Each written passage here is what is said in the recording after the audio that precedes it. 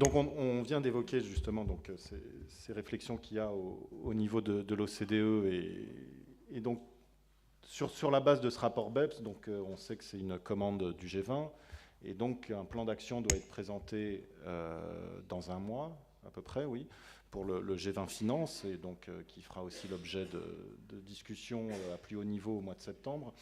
Donc ça, c'est un peu le calendrier. Maintenant, vers quoi on s'oriente dans ces pistes d'action et est-ce que vous pensez aussi qu'on sera à la hauteur des enjeux à venir? Merci. Je suis d'accord avec à peu près tout ce qu'a dit Christian, ce qui va être gênant parce que ça va me manquer un peu d'animation dans le débat. Mais il n'y a pas de mais d'ailleurs. Donc je peux vous dire ce qu'on va essayer de faire dans le plan d'action qu'on développe pour le G20. Ce qu'il faut que vous compreniez, c'est que comme les États sont souverains d'un point de vue fiscal, je l'ai déjà dit, une solution internationale, elle passe par du consensus. On peut difficilement envoyer l'armée aux Bermudes pour leur dire vous devriez avoir un taux d'imposition de 30%, et puis voilà, ça n'a pas de sens, quoi. Donc il faut trouver, et c'est la difficulté à laquelle on fait face, hein, parce qu'on peut faire des pétitions de principe, c'est dégueulasse, c'est honteux, ça ne marche pas, mais concrètement, on résout comment les problèmes? Avec des États qui sont fondamentalement des États souverains et qui refusent de mettre fin à leur souveraineté, à commencer par la France et par tous les autres pays, et même des souverainetés fiscales qui pourraient ne pas l'être, mais bon, les dépendances britanniques sont souveraines d'un point de vue fiscal, comme la Nouvelle-Calédonie pour la France. Et est-ce que c'est à nous d'aller dicter à la Nouvelle-Calédonie ce qu'il doit faire? Je crois qu'on est tous d'accord sur le fait que le colonialisme n'est sans doute pas une bonne chose. Et qu'après tout, ces États, une fois qu'ils sont indépendants, ils peuvent décider de faire ce qu'ils veulent. Donc il faut intégrer certaines dimensions dans le débat. Donc c'est compliqué. Néanmoins, on pense qu'il est impératif de faire quelque chose parce que la situation est intenable. Alors on va essayer de développer un plan d'action qui ait du sens et qui permette de traiter le problème. Il faut qu'on se mette d'accord sur le problème. Le problème, c'est la double non-imposition. Le problème, c'est pas que certains États taxent moins que d'autres. Ça peut être, par ailleurs, sur un autre débat, considéré comme un problème. Est-ce qu'un taux de 12,5% en Irlande est bien ou pas? Certains pensent que non. Moi, je pense que je suis agnostique et que c'est aux États de décider dès lors que seront assujettis à l'impôt en Irlande des sociétés qui sont présentes en Irlande et à hauteur de l'activité qu'elles réalisent en Irlande. Et pas à hauteur de tous les incorporels d'un pays qui sont en Irlande d'un certain point de vue, mais aux Bermudes d'un autre point de vue, parce qu'ils sont localisés là via une entité qui est hybride, qui est une entité irlandaise du point de vue américain et qui est une entité bermudéenne du point de vue irlandais. Alors là, on a un problème. Mais vous voyez qu'on est dans un environnement où la compétition fiscale, elle est toujours au coin de la rue. Et la compétition fiscale, moi, aujourd'hui, je n'ai aucun instrument pour dire c'est bien, c'est pas bien. Alors, ceci étant dit, et à hauteur du sujet de l'érosion des bases fiscales et du transfert de bénéfices, c'est-à-dire de la double non-imposition, je pense qu'on peut traiter le problème rapidement. Et il faut le traiter rapidement. Il ne faut pas une solution qui arrive dans 15 ans, parce que dans 15 ans, de toute façon, les modèles économiques auront changé, la croissance, j'espère, sera revenue, et les États se soucieront un peu moins de ces sujets-là, comme ils s'en soucient un peu moins il y a 5-6 ans. La raison pour laquelle on parle de tout ça, c'est qu'il y a une crise financière, budgétaire et politique qui est là. Et qu'en période de croissance, les États se livrent à une compétition inavouée, implicite. Je diminue mon article 209B du Code général des impôts, qui est un dispositif anti-abus, je l'affaiblis, ça me permet de ne pas trop taxer mes entreprises du CAC 40 parce qu'elles font de la compétition avec les entreprises américaines qui elles-mêmes ont check the box qui leur permet de ne pas payer d'impôts. Et quand vous êtes à Bercy et que vous avez vos entreprises qui vous disent « sur les marchés, moi je suis à 33% avec votre loi parce que notre taux d'impôt sur les sociétés il est trop élevé et mes amis américains en fait ils sont à 2% parce qu'ils ont 35 facialement mais ils ont check the box qui est un mécanisme, je passe les détails, qui leur permet de ne pas payer d'impôts dès lors qu'ils ne rapatrient pas les profits aux États-Unis, ça ne va pas. Et donc implicitement les pays ils favorisent la croissance de leurs entreprises. Alors ce que je dis c'est qu'il faut maintenant, puisqu'on a un momentum politique, les pays sont d'accord pour traiter cette question-là. Et les grands pays du monde, le G20, et là aussi c'est assez injuste, hein, quand vous êtes un petit pays, quand je parle en Irlande, si vous voulez, je dis les G20, ils ne sont pas contents, ils n'y sont pas. Et pourquoi est-ce que ça serait un groupe de grands pays de dicter leurs lois à des petits pays? Pourquoi vous allez taper sur les petits? Je suis sûr que beaucoup d'entre vous auraient beaucoup de sympathie sur le fait que finalement, dans la cour de récré, c'est pas au grand le plus fort de taper sur le petit qui doit se taire parce qu'il est plus petit. Non, je pense qu'on doit partager cette approche un peu politique des choses. Donc vous voyez, il y a des. Je vais juste vous montrer quelques. Il y a des moustiques et des éléphants. Ouais, enfin non, vous avez des gens concrets en face de vous, un ministre irlandais derrière, des gens irlandais qui souffrent d'une crise absolument terrible et qui disent nous on veut attirer, on a 12,5% et on voit pas en quoi c'est mal. Alors moi je dis non, 12,5% c'est pas nécessairement mal, mais 0% c'est pas bien, ou le 2% du Apple c'est pas bien. Donc voilà, on va essayer de traiter ça. Alors comment est-ce qu'on va essayer de traiter ça? De façon rapide. Rapide parce qu'on est dans un avion qui vole et qu'il faut réparer.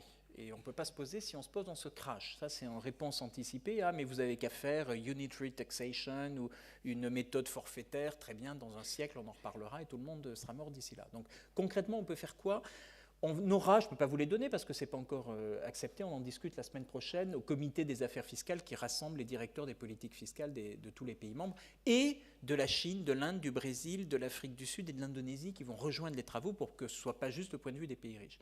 On développe un plan d'action autour de l'histoire suivante. Les pays sont des souverainetés fiscales. Il y a des trous et il y a des frottements. Les trous, c'est ce que je vous ai indiqué, les produits hybrides.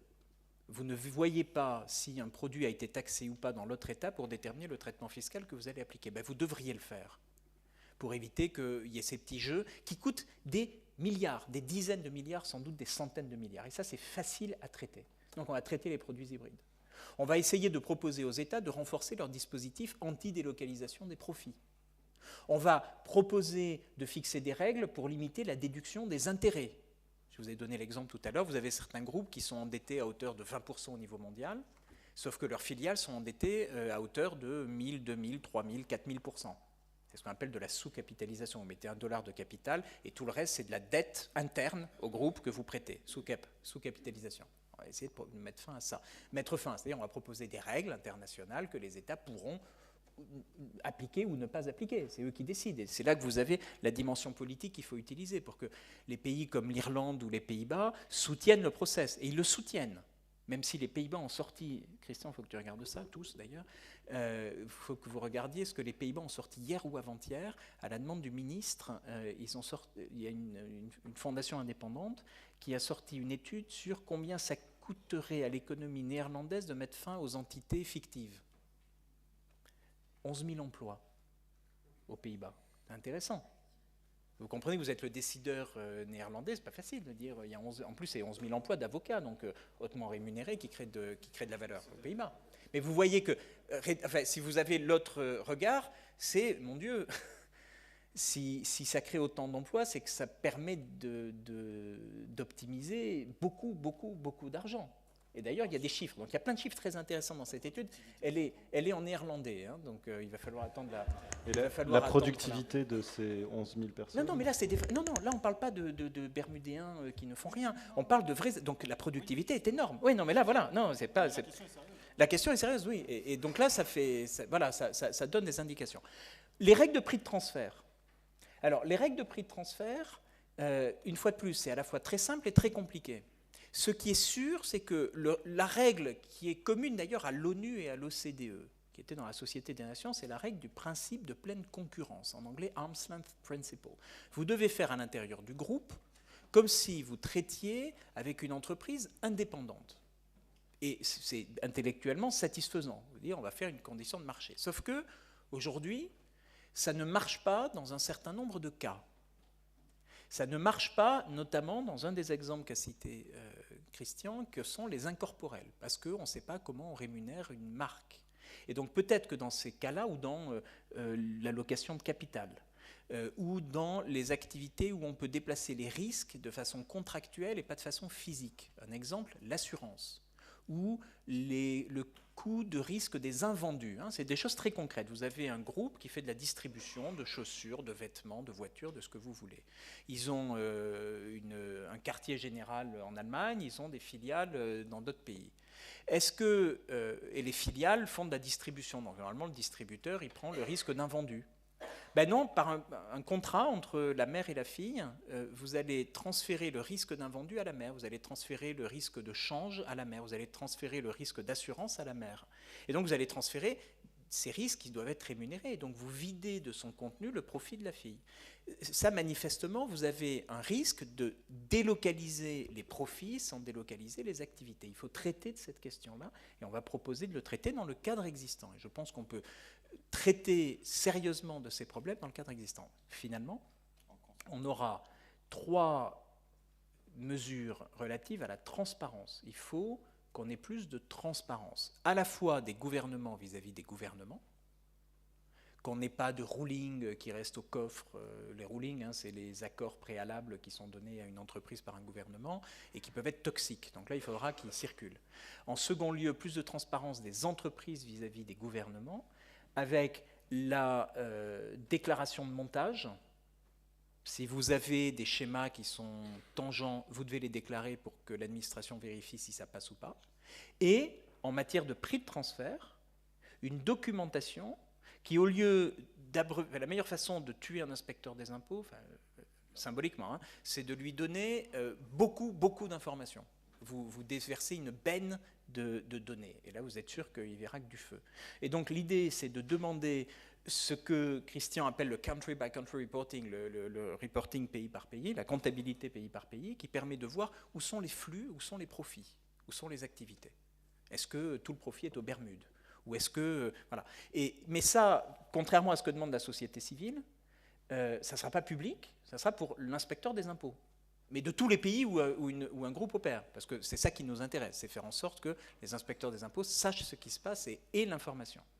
Et donc, on va proposer ce plan d'action au G20, sous réserve qu'il soit accepté par les États, le 20 juillet, puis au chef d'État et de gouvernement les 5 et 6 septembre à Saint-Pétersbourg, pour l'appliquer ensuite dans un délai de 18 mois. Ça peut vous paraître long, je peux vous garantir que normalement un projet international, ça prend raisonnablement 5 ans, 5 à 6 ans pour avoir un accord de tout le monde.